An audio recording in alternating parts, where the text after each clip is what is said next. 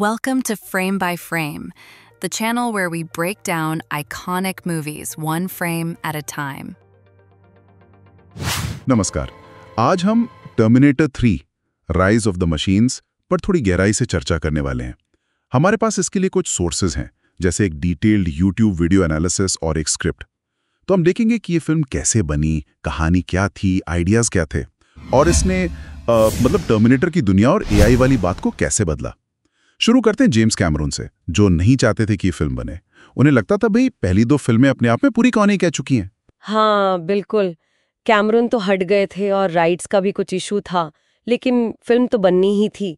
फिर डायरेक्टर आए जॉनथन मॉस्टो और उन्होंने इसको एक अलग ही मतलब एक रोड मूवी वाला फ्लेवर दिया, T1 और T2 से थोड़ा हटके।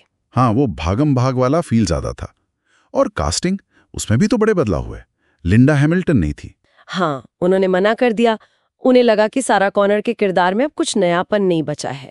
और वो एडवर्ड फर्लांग का क्या हुआ? हाँ, एडवर्ड फर्लांग की जगह निक स्टाल को लिया गया जॉन कॉनर के रोल में। फर्लांग की कुछ पर्सनल प्रॉब्लम चल रही थी उस टाइम। अच्छा। लेकिन हाँ, आर्नोल्ड श्वार्ज़नेगर की वापसी, ये तो मतलब बहुत बड़ी बात थी। बिल्कुल, और फीस भी तो देखो, रिकॉर्ड तोड़ $30 मिलियन। हाँ, और ऊपर से कई सारी फैसिलिटीज भी। पर एक मजेदार बात यह है कि उन्होंने अपनी फीस में से करीब $1.4 मिलियन वो जो क्रेन चेज वाला सीन है ना, उसको बेहतर बनाने के लिए वापस भी दे दिए थे। अरे वाह, ये तो दिखाता है कि वो प्रोजेक्ट को लेके कितने सीरियस थे। सही बात है। और फिर विलन के तौर पर क्रिस्टाना लोकन थी, TX। वो तो मतलब पिछले टर्मिनेटर से कई ज्यादा एडवांस्ड थी। एंडोस्केलेटन और लिक्विड मेटल दोनों का कॉम्बिनेशन। हाँ, एकदम डरावना कॉम्बिनेशन। और कहानी सिर्फ जॉन पर नहीं थी इस बार। केट ब्रूस्टर का रोल भी उतना ही अहम था। हाँ, जो फ्यूचर में जॉन की वाइफ और रेजिस्टेंस में उसकी पार्टनर बनती है। कहानी का फोकस शिफ्ट हुआ था थोड़ा। और सबसे बड़ा शिफ्ट तो था T2 का जो मेन मैसेज था, कोई भाग्य नहीं होता सिवाय उसके जो हम खुद बनाते हैं। T3 ने तो उसे पलट ही दिया एकदम। यहाँ फंडा ये था कि जजमेंट डे को टाला नहीं जा सकता, वो होकर रहेगा, बस शायद थोड़ी देर के लिए टल जाए। जॉन कॉनर अब कोई सेवियर नहीं, एक भगोड़ा था। हाँ, और टर्मिनेटर का मिशन भी बदल गया। उसे जजमेंट डे रोकना नहीं था, बल्कि जॉन और केट को उस हमले से बचाना था। ये तो फैंस के लिए काफी निराशाजनक रहा होगा। बिल्कुल, कहानी एकदम डार्क हो गई थी। और इसी माहौल में स्काईनेट का कॉन्सेप्ट भी बदला।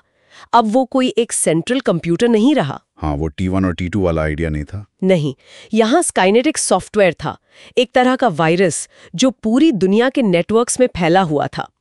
ये आज के AI से ज्यादा मिलता जुलता लगता है ना, जो क्लाउड में है, हर जगह है। सही कहा। खतरा अब किसी एक मशीन से नहीं, पूरे डिजिटल नेटवर्क से था। अच्छा, अब कुछ सीन्स की बात करें। वो क्रेन चेज सीन, ओहो, वो तो कमाल था। सुना है उसे शूट करना बहुत मुश्किल था, ज्यादातर प्रैक्टिकल इफेक्ट्स यूज हुए थे। हाँ, और वो बिल्डिंग जो तोड़ी थी उसे बनाने में हफ्तों लगे थे और शायद शूट का एक ही टेक मिला था। और वो कब्रिस्तान वाला सीन भी, जब पता चलता है कि सारा की कब्र तो असल में हथियारों का जखीरा है। हाँ, और ये भी पता चलता है कि उसकी मौत ल्यूकेमिया से हुई थी।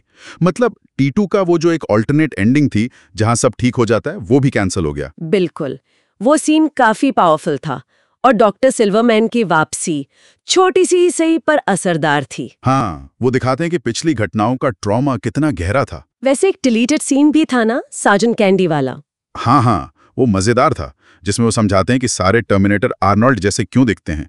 पर शायद फिल्म के सीरियस टोन के साथ वो फिट नहीं बैठा, इसलिए हटा दिया। हो सकता है। और फिर वो एंडिंग, क्रिस्टल पीक। हाँ, सबको लगा कि वो स्काईनेट का कोर है, पर वो तो एक पुराना बंकर निकला। और जॉन और केट को लगा वो दुनिया बचा रहे, पर असल में वो बस खुद को आने वाले न्यूक्लियर अटैक से बचा रहे थे। और फिर उन्हें मजबूरी में लीडरशिप लेनी पड़ती है जब दुनिया खत्म हो रही होती है। वो अंत तो मतलब एकदम अनएक्सपेक्टेड और दमदार था। हाँ वाकई। तो कुल मिलाके टर्मिनेटर 3 ने कहानी को एक नई, थोड़ी ज्यादा निराशावादी दिशा दी। इसने दिखाया कि शायद कुछ चीजें होनी तय हैं और तैयारी ही एकमात्र रास्ता है। और स्काईनेट का वो नेटवर्क वाला रूप आज की AI वाली चिंताओं से कितना मिलता जुलता लगता है। खतरा फैला हुआ है, पकड़ में नहीं आता। बिल्कुल, फिल्म का अंत जहां जजमेंट डे आ ही जाता है, वो आज भी उतना ही सोचने पर मजबूर करता है। सही कहा। और सोचने वाली बात ये रह जाती है कि फिल्म में जो विनाश की अनिवार्यता दिखाई गई और वो जो फैला हुआ लगभग अदृश्य एआई का खतरा दिखाया गया, वो आइडियाज आज इतने सालों बाद हमारी अपनी टेक्नोलॉजी और दुनिया की हालत देखते हुए कितने ज्यादा रेलेवेंट लगते हैं ना। शायद और भी ज्यादा डरावने।